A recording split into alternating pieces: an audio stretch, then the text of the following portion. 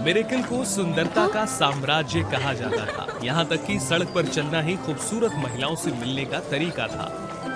हे भगवान, वे सभी सुंदर लड़कियां हैं। हाय। क्षमा करें, क्या तुम ठीक हो? परी, क्षमा कीजिएगा, लेकिन आप बहुत खूबसूरत हैं। तुम्हारा मुंह अच्छा है, लेकिन अगर आप जल्दी से नहीं उठे तो आप मिरेकल की 5 सबसे खूबसूरत राजकुमारियों को देखने का मौका चूक जाएंगे। जनता से लगाव बढ़ाने के लिए महीने में एक बार शाही राजकुमारियां कठिन परिस्थितियों में लोगों की मदद करने के लिए महल से निकल जाती थीं। उनके आने का लोगों ने हमेशा गर्मजोशी से स्वागत किया। उन्होंने ये देखने के लिए एक पोल भी बनाया कि कौन सी राजकुमारी सबसे ज्यादा लोकप्रिय है। शीर्ष पर राजकुमारी गर्ग है, जिसका स्वभाव दोस्ताना और कोमल है। वो हमेशा सभी के लिए दयालु थी, बिना किसी वर्ग के भेद के। वोटों की संख्या में बहुत अंतर नहीं था।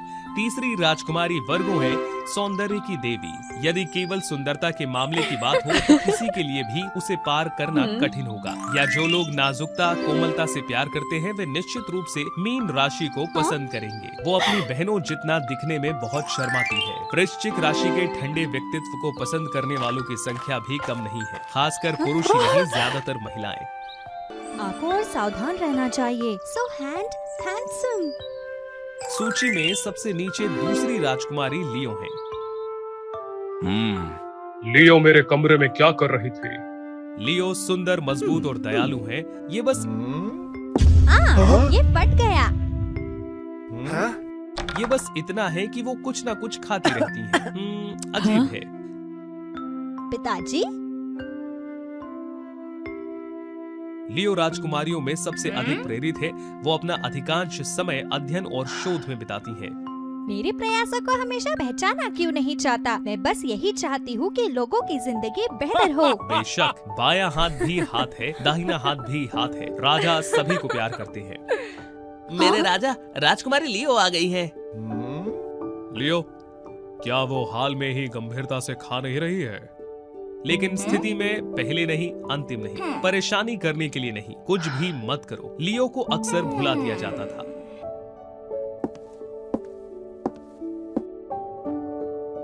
अच्छा, मुझे तुमसे कुछ महत्वपूर्ण बात करनी है। पड़ोसी देश के राजपुत्र मेष राशि के जातक विवाह के बंधन में बंधने के लिए आ रहे हैं। हमारे बीच की एक राजकुमारी से उनकी शादी की जाएगी। एक राजकुमारी से शादी करने का मतलब है अपनी विरासत को त्यागना और अपने देश वापस ना जा पाना। इसके लिए मेष राशि हालांकि एक राजकुमार है, लेकिन वो सिर्फ एक रखेल की संतान है। वह दूसरों का सम्मान नहीं करता, तो हर कोई देख सकता है कि यह स्थिति अच्छी नहीं है। अरे तुम कर्क, तुम सबसे बड़ी बहन हो, कुछ तो बोलो। मैं आपकी हर बात सुन सकती हूँ पिताजी, लेकिन केवल मेरी शादी में मैं हमेशा जीवन का सच्चा प्यार चाहती हूँ, अपने जीवन का राजनीतिक प्यार नहीं। क्या आप हमेशा से शादी करके माँ नहीं बनना चाहती थी? अब अवसर आ गया है। पिताजी, लियो ने कहा लियो को जाने दो, वो एक बड़ी लड़की है। वो हमेशा दुनिया घूमना चाहती थी। ये जगह अधिक लियो के लिए बनाई गई है। हर समय कपड़े पहनकर नाचने वाली लड़की यही सोचती है। बहनों के बीच असली लड़ाई छिड़ गई। फिर भी मजबूत वृश्चिक बीच में दबकर दोनों को एक दूसरे से अलग कर रही थी। मुझसे दूर हो जाओ तुम छोटी लड़की। मूर्खतापूर्ण बातों के कारण हर समय लड़ना। क्या तुम नहीं देखते कि तुम कितनी बचकानी हो? तू छोटी है लेकिन कितनी बदतमीज है। बस दिन भर मर्दों की तरह सिर्फ जानी पहचानी लड़ाई। ये सही है, उनके व्यक्तित्व में मधुर और कोमल जैसी कोई चीज नहीं है। इसीलिए सिर्फ 2 लोगों के लड़ने के बजाय अब हमारे पास 3 राजकुमारियों की राजकुमारी लड़ाई है। दरअसल शाही परिवार के नाश्ते के लिए ये एक सामान्य बात थी। केवल आप ही हमेशा कोमल और विनम्र हैं। दुर्भाग्य से आप हमेशा कमजोर और लगातार बीमार होती रहती हैं। पिताजी, मैं ठीक हूँ। नींद की बीमारी खांसी ने सभी राजकुमारियों को रोक दिया। असहमतियों के बावजूद जब भी वे बहस करते हैं, तब भी वे एक दूसरे से बहुत प्यार करते हैं। आज के लिए इतना काफी है। अपने कमरे में वापस जाइए और आराम कीजिए। उस रात राजा ने प्रधानमंत्री से अपनी परेशानी के बारे में बात की। महाराज, मुझे पता है कि ये कठिन निर्णय है, लेकिन आप स्वयं साम्राज्य की इच्छा को तोड़ने के खतरे को समझते हैं क्या? क्या आप मेरे राजा नहीं हैं? मुझे पता है, लेकिन मैं उन बच्चियों की खुशियों का व्यापार कैसे कर सकता हूँ जिन्हें मैं दुनिया में सबसे ज्यादा प्यार करता हूँ। हाँ? उनकी बातचीत को बाहर कर्क ने सुन लिया। अपने पिता को ज्यादा परेशान ना करते हुए उसने अपनी खुशी का त्याग करने का फैसला किया। उन्होंने सोचा कि वे खुश होंगे क्योंकि वो मुसीबत में थी और स्थिति से बच निकली, लेकिन जब उन्होंने कर्क का फैसला सुना तो बहनें बिल्कुल भी खुश नहीं हुई। हाँ? अपने दिल की गहराई में वे शोरगुल भरे परिवार के लिए अपनी सबसे बड़ी बहन को खोने के लिए तैयार नहीं थी। सगाई की घोषणा के कुछ ही दिनों के बाद ये त्रासदी हुई। राजा का आकस्मिक निधन हो गया। देश में शोक की लहर दौड़ पड़ी। बिरकल का कोई राजकुमार नहीं है। राजा ने उत्तराधिकारी का फैसला नहीं किया है। इस स्थिति में मुझे डर है, परेशानी होने वाली है। मेरे राज्य में पहला जन्मा राजा कौन था? अगर कर के साथ मेरी शादी जल्दी हो जाए तो हमारे प्यारे राजा की आत्मा को सुकून मिलेगा। लेकिन क्या ये बहुत जल्दबाजी नहीं है?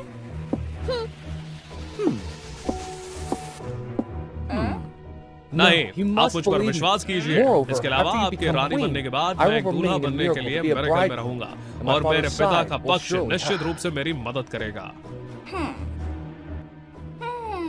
इस तत्परता पर संदेह है। लियो चुपके से जांच करती है और पाती है कि मेष राशि उतनी अच्छी नहीं है जितना वो दिखती है।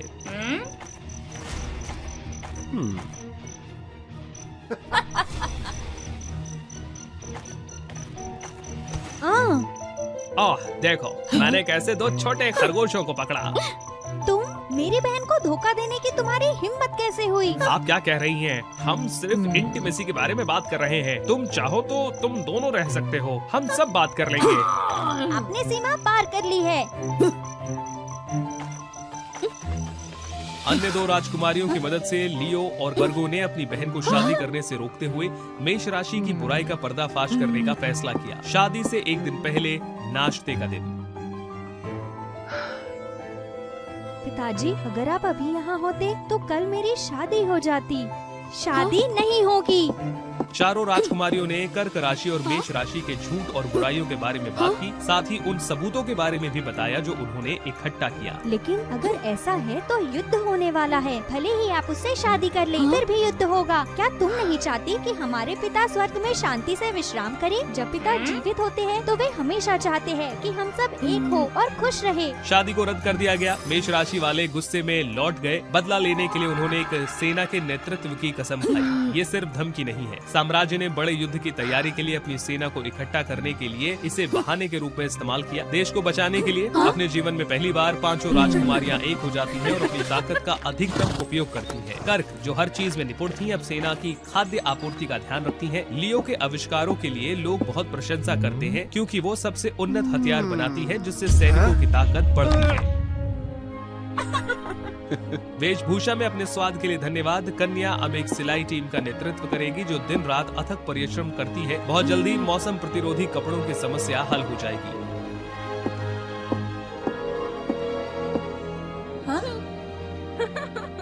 सबसे छोटी राजकुमारी मीन पूरे दिन सिर्फ किताबें पढ़ते हुए कमजोर थी। डरपोक अचानक परिपक्व हो गई थी। जबरदस्त योजनाओं और रणनीति को बड़े विस्तार से वो लिख रही थी। यहाँ तक कि प्रधानमंत्री ने भी उसकी बुद्धिमत्ता और जीत की रणनीति की क्षमता पर सिर हिलाया। हालांकि इस तरह के प्रयास हर किसी को समझाने के लिए काफी नहीं है। सैनिकों की सभा के दौरान लोगों ने अपनी शंका और अविश्वास व्यक्त किया। साम्राज्य के खिलाफ बिल्कुल नहीं। चमत्कार सिर्फ एक छोटा सा देश है। हम कुछ भी कर ले, अंत को नहीं बदला जा सकता। ये सही है। आखिर तुम सब कमजोर और कोमल महिलाएं ही तो हो। उनका रवैया एक बहुत ही निर्णायक कार्यवाही से बदल गया था। आक्रमणकारी आ रहे हैं। पुरुषों या महिलाओं की किसे परवाह है। भविष्य अप्रत्याशित है। अगर हम शुरू करने से पहले आसानी से हार मान लेते हैं तो हम इस जीवन में कुछ नहीं कर पाएंगे। उस समय जब इस बार सेना की कमान संभालने वाला जनरल कोई और नहीं बल्कि शाही राजकुमारी स्कॉर्पियो थी, लोग बेहद भावुक थे। उन्होंने सर्वसम्मति से शपथ ली थी।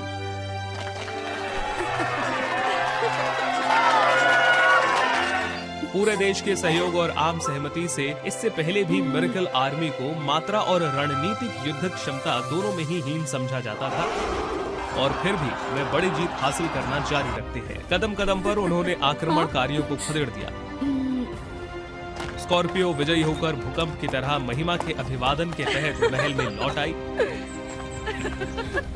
राजकुमारियों, हमारे सामने एक बड़ी समस्या है। देश गैर स्वामित्व की स्थिति को लंबा नहीं खींच सकता। शीर्ष स्थान पर सबसे अधिक योग्य कौन होगा? क्या राजकुमारी ने भोजन, हथियार, वस्त्र, रणनीति का ध्यान रखना व लड़ने वाली थी? स्कॉर्पियो को नई रानी होने दे, उसे खतरे का कोई डर नहीं है और वो खुद युद्ध के मैदान में चली गई। नहीं, मीन की महान रणनीति के बिना मैं इसे वापस जीवित नहीं कर पाती। मैं बस वही कहती हूँ जो किताब कहती है। आपने भोजन, हथियार और कपड़ों की देखभाल के लिए दिन रात काम किया है। इसने वास्तव में बहुत योगदान दिया है। आप सही कह रही हैं। ये लोगों को तय करने दीजिए। सभी 5 राजकुमारियों को रानी के रूप में ताज पहनाया गया। इसके अलावा राज्य की शांति किसी के प्रयास के बिना संभव नहीं है। अपने व्यक्तित्व और प्रतिभा से मिलकर देश को समृद्ध और बेहतर बनाने में मदद करेंगे। वो सुंदरी हिंदी रात को अंधेरी गुफा में क्यों प्रवेश कर रही थी? हालांकि ऐसा लग रहा है कि उसकी गुपचुप हरकतें दुर्भाग्य से लापरवाही थी। तो उसने यहाँ एक भयानक शक्ति को जगाया। उसने तेजी से हमला किया और उस पर काबू पा लिया। लड़की यहाँ से कैसे निकल सकती है? चलो वो फेरी टेल्स के साथ आज की कहानी में पता लगाएं। एक समय की बात है, एक राज्य में एक बूढ़ा राजा था जो हमेशा देश के भविष्य की चिंता करता था, क्योंकि उसका कोई वारिस नहीं था। इसलिए उन्होंने हमेशा लोगों को सर्प की रहस्यमयी किताब खोजने के लिए भेजा। देश पर शासन करना जारी रखने के लिए, मानव जाति के ज्ञान स्रोत को अपने पास रखने के लिए। हालांकि जब राजा ने उस व्यक्ति को आधा राज्य देने का वादा किया था जिसने पुस्तक पाई थी, तब भी ये उनके लिए एक रहस्य था। जो बच गए उन्होंने बताया कि एक राक्षस था, इतना बलवान और भयंकर, जो खजाने की रखवाली करता था। इसलिए वे अंदर गहराई तक नहीं जा सकते थे। नहीं, मुझे विश्वास नहीं होता कि मैं इसे अपना नहीं सकता। मेरी मदद करने के लिए किसी को ढूंढो। ये कहकर राजा और उसके सैनिक पुस्तक खोजने के लिए उनकी टीम में शामिल होकर स्वस्थ और मजबूत पुरुषों को पकड़ने के लिए गए। इस बीच जना, एक खूबसूरत और संतानोचित लड़की, दुकान के भारी कामों में अपने पिता की मदद कर रही थी। हालांकि वो नहीं जानती थी कि बस कुछ ही मिनटों के बाद जब वो दुकान में अनुपस्थित थी, उसके बीमार पिता ने दुर्भाग्य से राजा के कपड़े खराब कर दिए। अपराध के लिए मैं राजा से माफी चाहता हूँ। मैं ठीक है, बस और मत कहो। आप जैसा एक सामान्य व्यक्ति जो मुझे परेशान करने की हिम्मत करता है, आपको उसके अपमानजनक व्यवहार के लिए दूसरों को चेतावनी देने के लिए कैद किया जाएगा। सिपाहियों, इस बूढ़े को अभी जेल में डाल दो। जब जना लौटी तो लोगों ने तुरंत उसे कहानी सुनाई। जैसे ही उसने ये सुना, वो महल में दौड़ी, लेकिन सैनिकों ने उसे अंदर नहीं जाने दिया। इस समय जना ने जादू की किताब खोजने के लिए नोटिस देखा और तुरंत नोटिस को फाड़ दिया। स्वेच्छा से राजा से मिलने के लिए टीम में शामिल हो गई।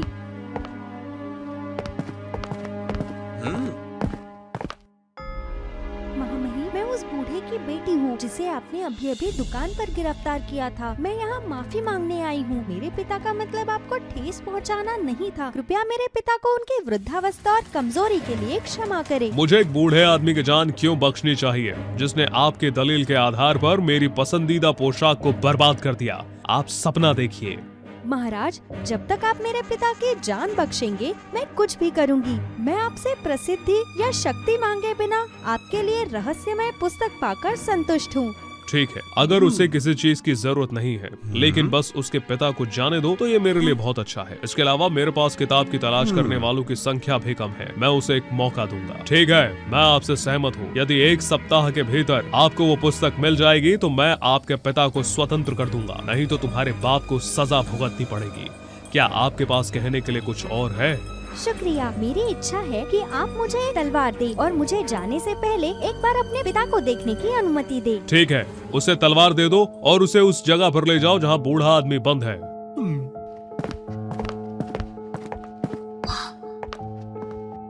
पिताजी।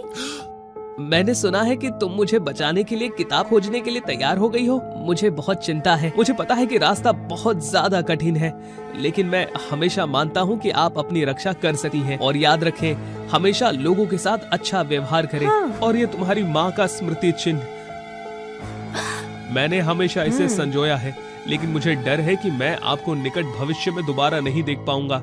इसीलिए ये मैं आपको वापस देना चाहता हूँ।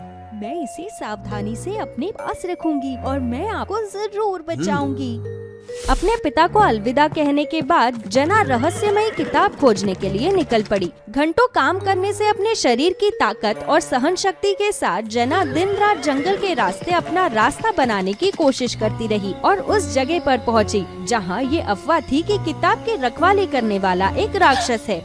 हालांकि उसने जो भी किया, गुफा की रखवाली करने वाला पत्थर स्थिर रहा।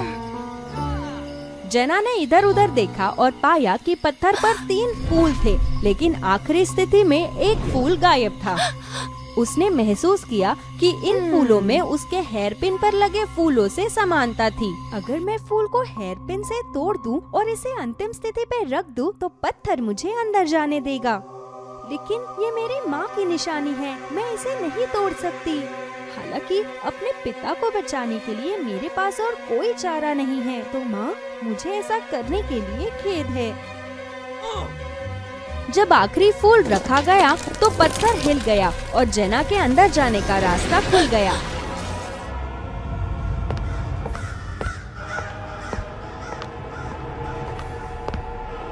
यहाँ कोहरा कितना गहरा है, मुझे कुछ भी दिखाई नहीं दे रहा। लेकिन यहाँ सर्प का चित्र क्यों है? ध्यान न देते हुए जना ने एक गलती की और गुफा में मौजूद राक्षस को जगा दिया। पता चला कि ये नागिन थी जो जादू से जना पर झपट रही थी। हालांकि जब जना लड़ने वाली थी तो उसने देखा कि सर्प दीवार पर बने चित्र के समान था, इसलिए उसने महसूस किया कि वो वही थी जिसने पहले सर्प के क्षेत्र में अत्याचार किया था। इसलिए उसने माफी मांगी। अपने क्षेत्र को अपवित्र करने के लिए क्षमा करें, लेकिन मैं यहाँ केवल अपने पिता को बचाने के लिए रहस्यमय किताब खोजने आई हूँ, किसी को नुकसान पहुँचाने के लिए नहीं। मैं आशा करती हूँ कि तुम मुझे माफ कर दोगे।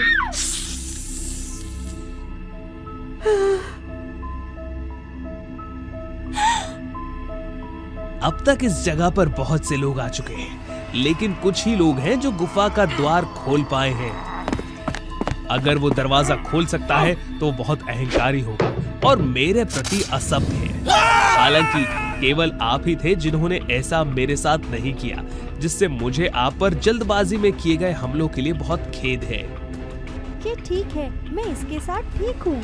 आपकी क्षमता के लिए धन्यवाद। जहाँ तक रहस्य की पुस्तक की बात है, यदि आप इस पहेली को सुलझा लें तो मैं आपको दिखाऊंगा कि ये कहाँ छिपी हुई है। सचमुच? आपका बहुत बहुत धन्यवाद। आपने यहाँ आने के लिए एक लंबा सफर तय किया है। हालांकि इस जीवन में इससे भी परे कई रास्ते मौजूद हैं। तो कौन सी सड़क दुनिया की सबसे लंबी सड़क है? अब तक हर सड़क पर मैं लंबाई या कदमों की गिनती नहीं करती। हालांकि इन सड़कों पर चाहे वो सपाट हो या कठिन, मेरे पिता हमेशा मेरे साथ चलते हैं, इससे उभरने में मेरी मदद करते हैं। इसलिए मेरा मानना है कि सबसे लंबी सड़क प्रत्येक व्यक्ति का जीवन है। ये सही है, मुझे उम्मीद नहीं थी। तुम न केवल बहादुर बल्कि समझदार भी हो ज़ेना। सर्प तुरंत जना को उस स्थान पर ले गया जहां रहस्यमयी किताबें रखी हुई थी। आपके सामने 3 किताबें हैं, लेकिन केवल एक रहस्यमय किताब जिसे आप ढूंढ रही हैं। याद रखें, ये पुस्तक केवल योग्य और उपयुक्त लोगों की है और बुरी आत्मा वाले, भले ही वो सही किताब चुने, उन्हें कीमत चुकानी पड़ती है। मैं समझ गई।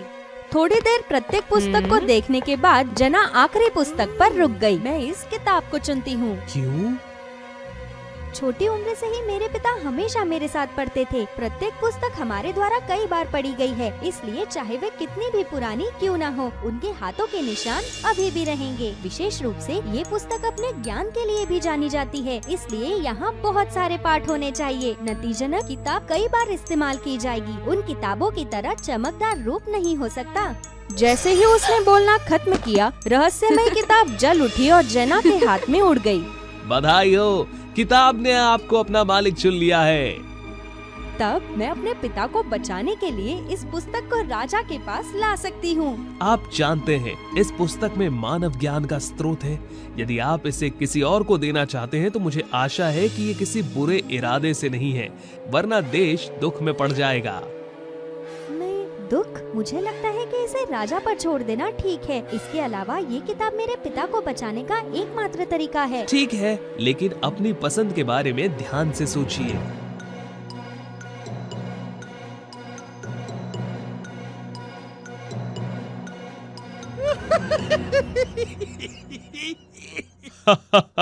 बढ़िया, अंत में मुझे सांप की रहस्यमय किताब मिल गई। मैंने बिल्कुल आपके अनुरोध के साथ किया, तो कृपया कर मेरे पिताजी को जाने दे। ठीक है सैनिकों, चलो इस लड़की और उसके पिता को फिर से मिलाते हैं। मुझे जाने दो, आप क्या कर रहे हो? क्या आप मुझे गिरफ्तार करने जा रहे हैं? इतना ही नहीं, बल्कि मैं आपको और आपके पिता को भी खत्म करना चाहता हूं, क्योंकि आप दोनों सर्प और इस रहस्यमय किताब के बारे में कुछ ज्यादा ही जानते हैं। क्या होगा अगर एक दिन तुम दोनों उस नाग के साथ मिलकर मुझे उखाड़ फेंकने की साजिश करो? इसीलिए मुझे तुमको पहले ही खत्म करना पड़ेगा। इसके अलावा इस पुस्तक के साथ मैं स्वतंत्र रूप से अधिक इलाकों पर आक्रमण करने में सक्षम हो जाऊंगा, अनगिनत संसाधन प्राप्त कर लूंगा, बिना किसी चिंता के लोगों को गुलाम बना लूंगा। पता चला तुम व्यर्थ महत्वाकांक्षाओं वाले एक सामान्य व्यक्ति हो। जैसे सर्प ने कहा, मैंने गलत व्यक्ति पर भरोसा किया। अब बहुत देर हो चुकी है बच्चे। दरअसल इतनी देर भी नहीं हुई है। ये कहते हुए जना ने सैनिकों से बचने की कोशिश की और राजा की ओर बढ़ी। अचानक किताब राजा के खिलाफ जादू की रोशनी की धाराओं में बदल गई और लालचियों को पत्थर में बदल दिया। पता चला कि महल में लौटने से पहले ये सर्प और जेना की राजा को परखने की योजना थी। यह शक्ति आपकी तलवार को पुस्तक के मंत्र को सक्रिय करने की क्षमता देगी, ताकि अयोग्य लोगों को इसे खोजने से रोका जा सके। इस तरह आपको पुस्तक के गलत हाथों में पड़ने की चिंता नहीं करनी होगी। आपका बहुत बहुत धन्यवाद। राजा को हराने के बाद जना किताब वापस ले गई और अपने पिता को बचाने के लिए दौड़ी।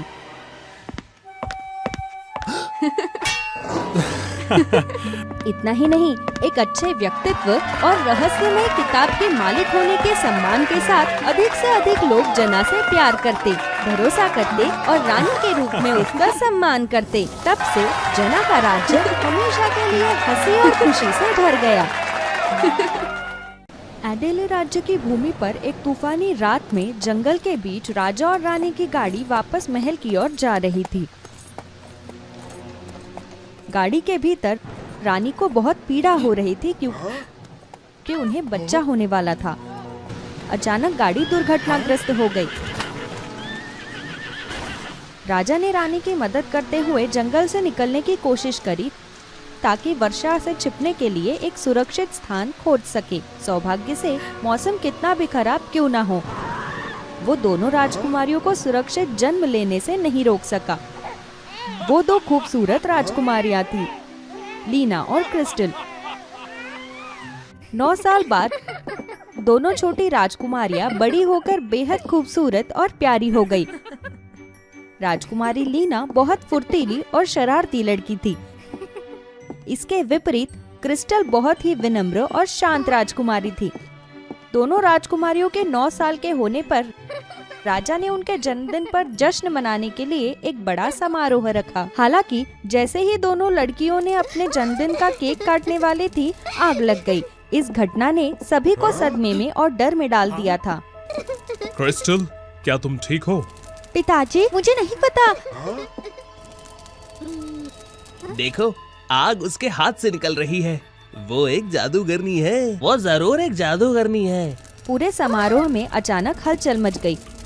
राजकुमारी के प्रति आलोचना बढ़ने लगी, जिससे राजकुमारी लीना घबरा गई और समारोह से भाग गई। क्या गर्मियों के बीच में बर्फ पड़ रही है? यकीन नहीं हो रहा। छोटी राजकुमारी लीना अपने आग लगे हाथों से बहुत डर में रहती थी। हालांकि उसे कोई दर्द महसूस नहीं हो रहा था, लेकिन उस आग को बुझाना आसान नहीं था। सौभाग्य से रानी अभी भी जानती थी कि वो छोटी राजकुमारी का सुरक्षित सहारा थी। इसके अलावा बर्फ के छोटे छोटे टुकड़े राजकुमारी क्रिस्टल को भी उनके जले हुए हाथों को उभारने में मदद कर रहे थे। बहुत खूब, ये बहुत जादुई है। आने वाले दिनों में लीना के जादूगरनी होने की खबरें तेजी से पूरे राज्य में फैल गई। लोग राजकुमारी लीना को सजा देने या राज्य से बाहर निकालने की मांग कर रहे थे। उन्हें डर था कि कहीं उनके साथ भी कुछ ऐसा ही न हो जाए। राजा ने अपनी बेटी के प्यार में लोगों को खुश करने की कोशिश की और छोटी राजकुमारी लीना को एक कमरे में बंद करने का फैसला किया।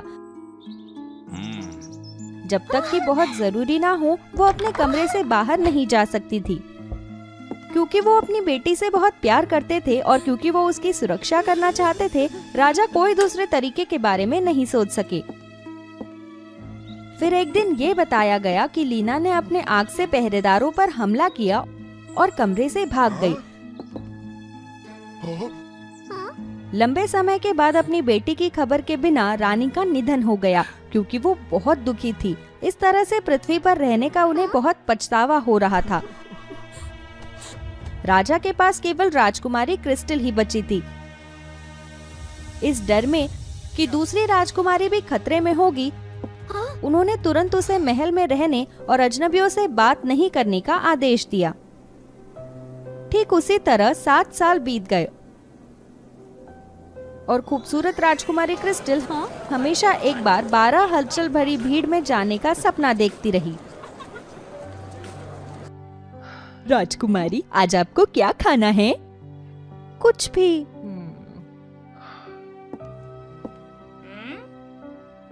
रुको। एक दिन क्रिस्टल को एक साहसिक विचार आया।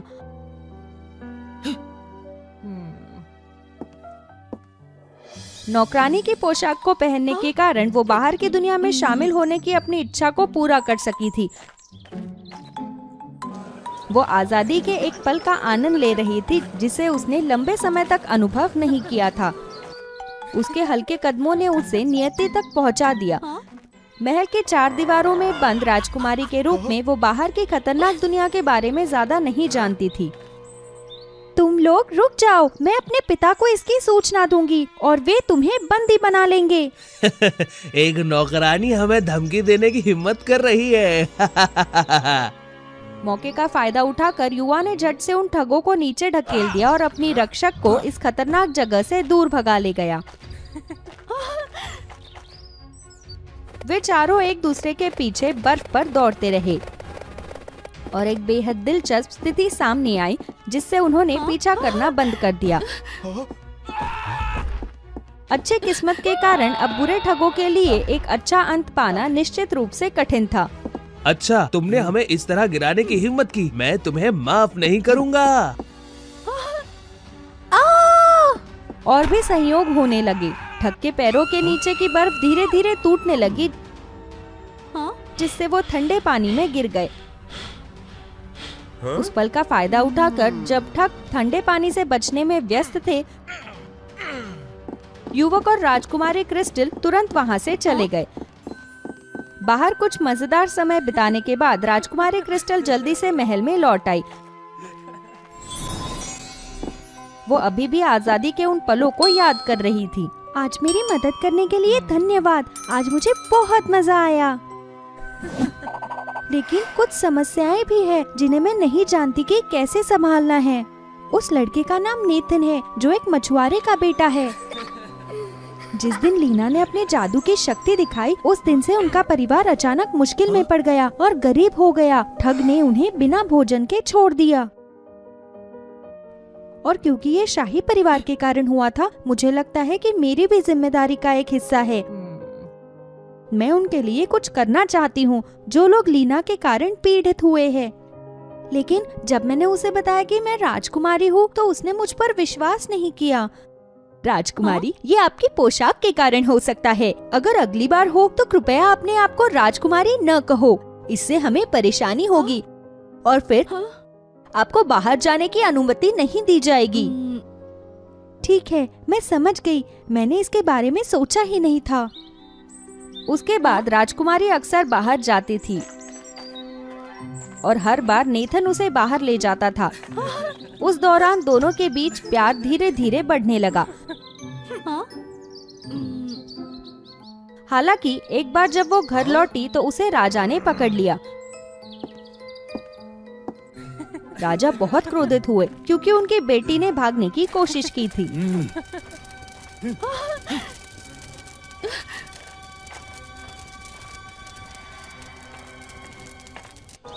इन बातों को देखकर नेथन को ये भी पता चला कि जिस व्यक्ति से वे छिपकर प्यार करता था वही असली राजकुमारी थी।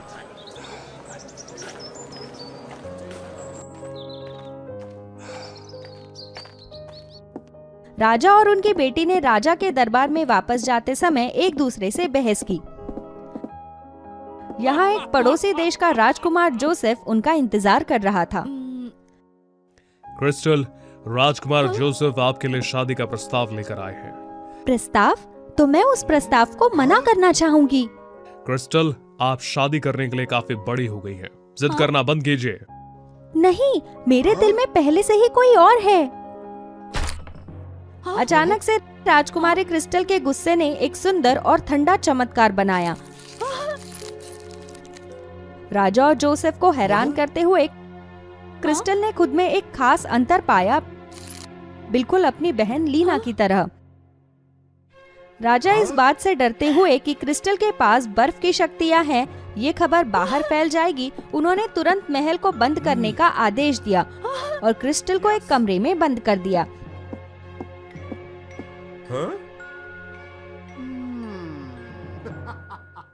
जल्द ही इस खबर को फैलने से रोकने के राजा के प्रयासों के बावजूद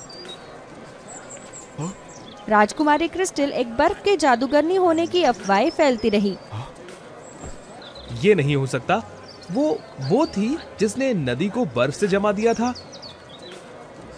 मुझे क्या करना चाहिए, मदद या बदला? वापस क्रिस्टल के पास अपने कमरे में बंद उसे सब समझ आ गया। उसके 9 साल के जन्मदिन के बाद से वे अजीब घटनाएं, फिर 10 साल से अधिक समय तक नदी की जमी हुई सतह, नेथन के परिवार की घटना, सब उसके कारण हुई थी।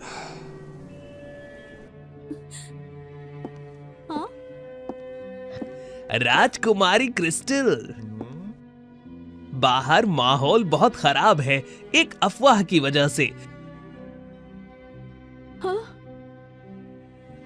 राजा ने मुझसे कहा है कि चीजों को बिगड़ने से बचाने के लिए मैं आपको कुछ समय के लिए राज्य से बाहर ले जाऊं, चीजें शांत होने की प्रतीक्षा करूं और फिर वापस लौट आएं। राजकुमारी, मैंने सुना है कि राज्य के बंद जंगल की गहराई में एक व्यक्ति है जो आपके इस बर्फीले अभिशाप को उठाने में आपकी मदद कर सकता है। क्या आपको यकीन है?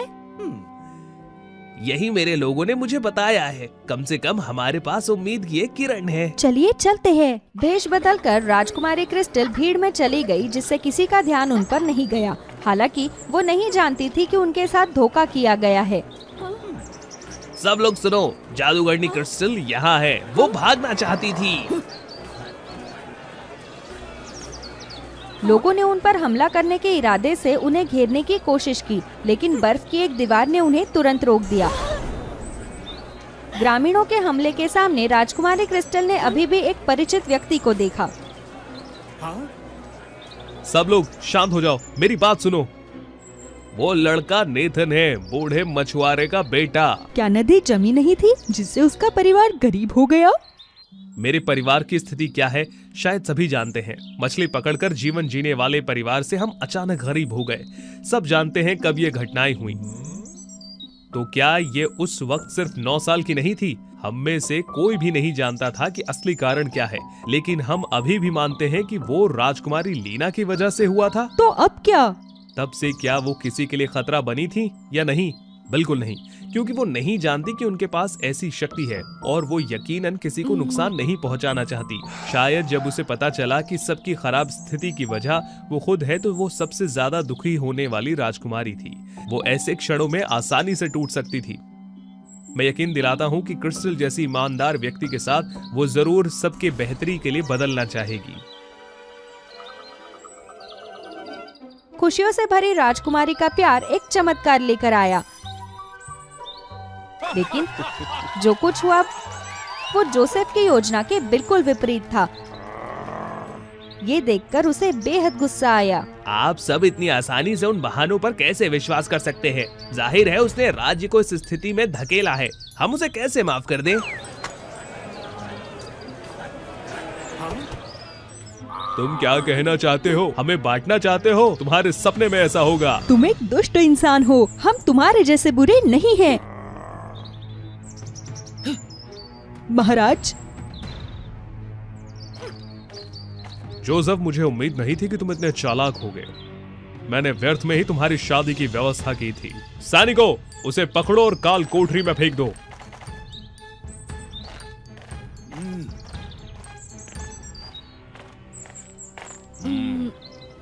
क्रिस्टल, ये सारी मेरी गलती है। मैंने गलत निर्णय लिए और मैंने अपने आखिरी प्रियजन को भी लगभग खो दिया। पिताजी, ऐसे स्नेह भरे दृश्य के सामने खड़े होकर कोई भी अपने आप को कैसे रोक सकता था? सबने सोचा था कि सब कुछ ठीक हो गया है और वापस पहले की तरह हो गया है, लेकिन नहीं, एक रहस्यमयी आकृति दिखाई दी। एडले, मैं वापस आ गई हूँ।